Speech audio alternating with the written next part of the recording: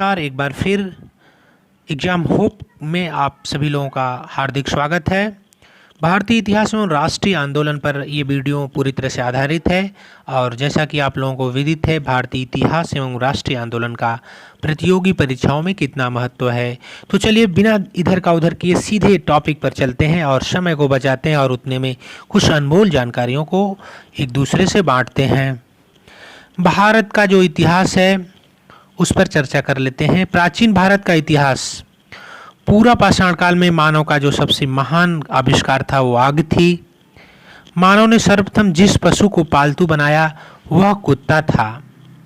मानव द्वारा सर्वप्रथम प्रयोग में लाई गई धातु तांबा थी। सबसे पहले 1921 में दयाराम साहनी के नेतृत्व में पश्चिमी पंजाब के हड़प्पा नामक स्थल में हुए उत्खनन में हड़प्पा सभ्यता अथवा सिंधु घाटी सभ्यता का पता लगा। हड़प्पा सभ्यता कांस्य युग से संबंधित है। मोहनजोदड़ो में पशुपति की मूर्ति मिली है जिस पर शिव की आकृति जैसा चित्र मिलता है। सिंधु सभ्यता नगरी थी जबकि आर्यों की सभ्यता ग्रामीण थी। तो सिंधु सभ्यता के प्रमुख स्थल एवं खोजकर्ता या उत्खननकर्ता। तो हड़प्पा नामक स्थल की खोज दयाराम साहनी ने 1921 में किया। मोहनजोदड़ो नामक नगर की खोज रागलदास बनर्जी ने 1922 में किया। रोपड़ को यज्ञदत्त शर्मा ने 1953 में खोजा। लोथल को एस.आर. राव ने 1954 में खोजा। कालीबंगा को बी.बी. लाल ने 1961 में खोजा। रंगपुर को एस.एस. बस्त ने 1931-53 में खोजा।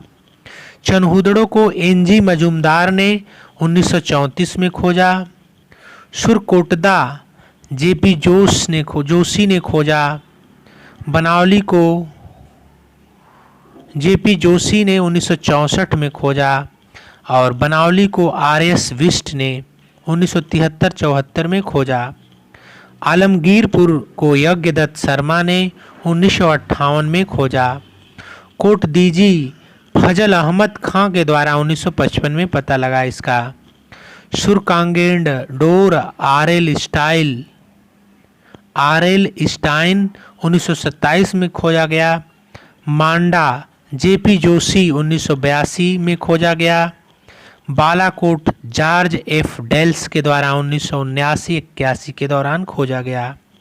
धौलावीरा जे.पी. जोशी 1967-68 में खोजने में सफल रहे। मिताथल सूरजभान 1968 में खोजे और राखीगढ़ सूरजभान जी ने 1969 में ढूंढ निकाला। मोहनजोदड़ो शब्द का अर्थ मोहनजोदड़ो शब्द का जो अर्थ होता है सिंधी भाषा में मृतकों का टीला होता है। मोहनजोदड़ो सिंध प्रांत पाकिस्तान में लरकाना जिले में स्थित है। सिंध सभ्यता के लोगों को लोहे का ज्ञान नहीं था। सिंधु घाटी सभ्यता की मुख्य विशेषता नगर योजना प्रणाली थी। हड़प्पा सभ्यता में भवनों का निर्माण पक्की ईंटों से किया जाता था। ताम्रपाषाण युग को चालकोलिथिक युग भी कहा जाता था।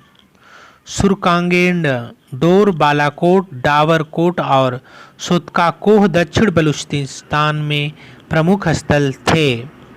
मोहनजोदड़ो कोट दीजी आमरी चनहुदड़ो और अली मुराद सिंध प्रांत में प्रमुख स्थल थे।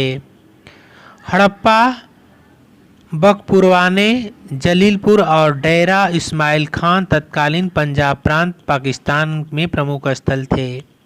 गुजरात में कच्छ की खाड़ी में सुतकोददा और धौलावीरा तथा खंभात की खाड़ी में रंगपुर और लोथल और रोजदी प्रमुख हैं।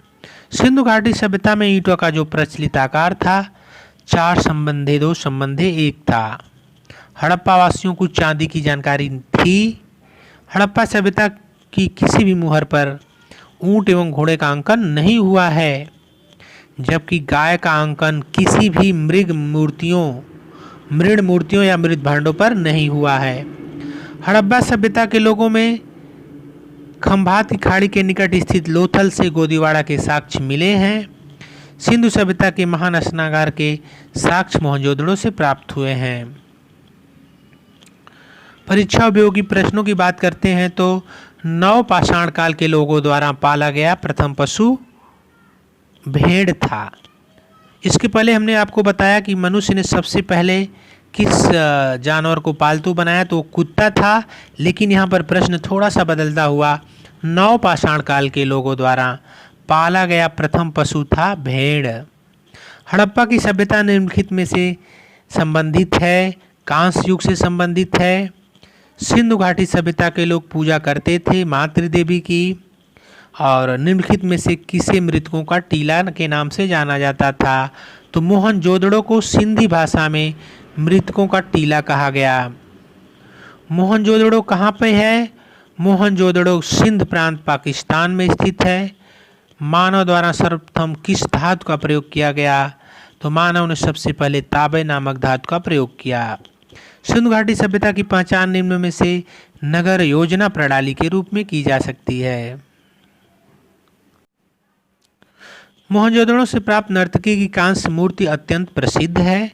मोहनजोदड़ो से कुबड़ वाले बैल की आकृति वाली मुहर प्राप्त हुई है। सिंधु सभ्यता की मुहरों पर सर्वाधिक अंकन एक श्रृंगी बैलों का है, उसके बाद कुबड़ वाले बैल का है। मिस्र की सभ्यता का विकास नील नदी की द्रोणी में हुआ। मिस्र को नील नदी का उपहार कहा जाता है। हड़प्पा कालीन नदियों के किनारे बसे नगर। हड़प्पा रावी नदी के किनारे, मोहनजोदड़ो सिंधु नदी के किनारे, रोपण सतलज नदी के किनारे, कालीबंगा घग्घर नदी के किनारे, लोथल भोगवा नदी के किनारे, सुतकांगेन डोर दाश्क नदी के किनारे, सुतका कोह सादी कौर नदी के किनारे, आलमगीरपुर हिंडन नदी के किनारे, रंगपुर मादर नदी के किनारे, कोटदीजी सिंध नदी के किनारे, कुडाल सरस्वती नदी के किनारे, चनहुदड़ो सिंधु नदी के किनारे, बनावली सरस्वती नदी के किनारे, मांडा चिनाब नदी के किनारे, भगवानपुरा सरस्वती नदी के किनारे, दैमाबाद प्रवरा नदी के किनारे, आमरी सिंधु नदी के किनारे और राखीगढ़ घग्घर नदी के किनारे बसे थे। ऋग्वेद को विश्व का सबसे प्राचीन ग्रंथ माना जाता है। ऋग्वेदिक आर्यों की प्रमुख भाषा संस्कृत थी। ऋग्वेद में सिंधु नदी का सर्वाधिक बार उल्लेख हुआ है। ऋग्वेद में सबसे पवित्र नदी सरस्वती को कहा गया है। तो यहाँ पर ध्यान देने योग्य बात यह है कि ऋग्वेद में सबसे अधिक बार जिस नदी का उल्लेख हुआ है वह नदी सिंधु है, लेकिन ऋग्वेद में पवित्र नदी की बात आती है तो सरस्वती हो जाती है। सरस्वती नदी को माते तमा, देवी तमा एवं नदी तमा अर्थात नदियों में प्रमुख कहा गया है। अथर्ववेद में जनसाधारण के रीति रिवाजों जैसे जादू टोना, चिकित्सा इत्यादि संबंधी जानकारी प्राप्त होती है। प्राचीन हिंदू विधि का लेखक मनु को कहा जाता है, जिनकी कृति मनुस्मृति है। ऋग्वेद का प्रमुख देवता इंद्र को माना गया है। इंद्र को विश्व का स्वामी कहा गया है। तो ऋग्वैदिक काल में जो नदियाँ थीं उनके आज क्या नाम है, उनका आधुनिक नाम आज क्या है? जैसे दृशद्वती नदी को आज घग्घर के नाम से जाना जाता है। सुतुद्र नदी को आज सतलज नदी के नाम से जाना जाता है। परुषड़ी को आज रावी नदी कहा गया है। कुंभा को काबुल कहा गया है। बितस्ता को झेलम कहा जाता है। अस्किनी को चिनाब कहा जाता है। बिपाशा को ब्यास कहा जाता है। गोमती को गोमल कहा जाता है। क्रूम को कुर्रम कहा जाता है। सदा नीरा को गंडक कहा जाता है। सुवास्त को स्वात कहा जाता है। वैदिक देवता इंद्र को पुरंदर कहा गया है। मुंडोकपनिषद में सत्य के महत्व को बताने के लिए सत्यमेव जयते वाक्य का प्रयोग किया गया है। निम्नलिखित में से कौन से वेद सबसे प्राचीन है? ऋग्वेद। ऋग्वेद में सबसे पवित्र नदी की बात आएगी तो सरस्वती हो जाएगी। प्राचीन हिंदू विधि का लेखक किसको कहा जाएगा? तो मनु है। ऋग्वेद में वर्णित देवताओं में सबसे प्रमुख देवता इंद्र को माना जाएगा। वैदिक देवता इंद्र ईश्वर थे बादल के। और फिर आगे चलते हैं, पुराणों की संख्या 18 है। प्रारंभिक वैदिक आर्यों का धर्म मुख्यतः प्रकृति पूजा और यज्ञ ज्ञान था। उत्तर वैदिक काल में लौह युग से संबद्ध हो गया, यानी उत्तर वैदिक काल के लोग लोहे से परिचित हो गए। जातक कथाएं बौद्ध साहित्य से संबंधित हैं और गायत्री मंत्र के रचनाकार विश्वामित्र हैं। ऋग्वेद में निहित गायत्री मंत्र सविता अर्थात सूर्य देवता को समर्पित है। महाभारत का मूल नाम जय संहिता है। हिंदू धर्म का पारंपरिक प्राचीन नाम सनातन धर्म माना जाता है। सामवेद भारतीय शास्त्रीय संगीत का उद्गम माना जाता है। संस्कृत में आर्य शब्द का अर्थ एक उत्तम व्यक्ति है। वेद 4 हैं, ऋग्वेद, यजुर्वेद, सामवेद और अथर्ववेद। ऋग्वेद, यजुर्वेद तथा सामवेद को वेद त्रयी कहा जाता है या त्रयी कहा जाता है। वर्ण शब्द का सर्वप्रथम उल्लेख ऋग्वेद में मिलता है।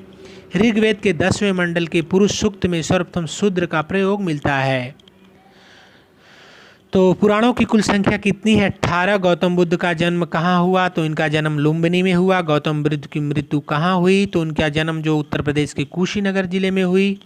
भगवान बुद्ध ने अपना पहला उपदेश सारनाथ वाराणसी जिले में दिया। निम्नलिखित में से कौन जैन धर्म के वास्तविक संस्थापक माने जाते हैं? तो वर्धमान महावीर।